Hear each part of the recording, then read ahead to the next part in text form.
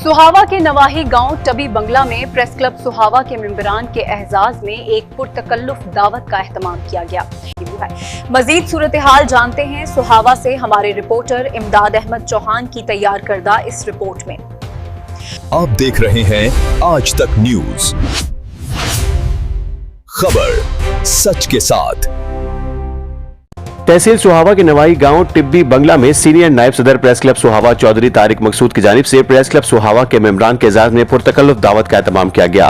मौसम की खराबी के बावजूद मेंबरान की भरपूर शिरकत मोहब्बत, खुलूस, यकजहती और भाईचारे की खूबसूरत मिसाल बन गई। तकरीब में अहम ओहदेदारान ने शिरकत की और बाहिमी इत्तेहाद को मजीद मजबूत बनाने के आज़म का इजहार किया। रिपोर्ट इमदाद चौहान और आप देख रहे हैं आज तक। तहसील सुहावा के नवाई गाँव टिब्बी बंगला में मुनक़दा इस तकरीब में chairman press club Sohawa doctor Mohammad Asif Kiani की क़ियादत में सरपरस्त शेख अहमद दानिश, सदर बाबर कियानी, जनरल सेक्रेटरी हाफिज मोहम्मद याकूब दातार नूरानी, नायब सदर असद शाह समेत दीगर मेंबरान ने शिरकत की।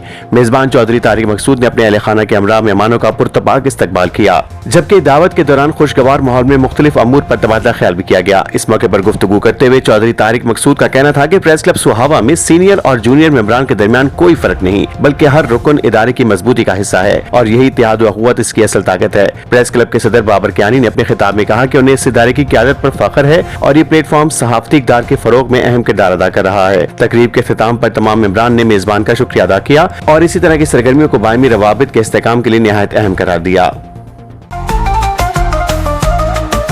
आज तक न्यूज, खबर सच के साथ।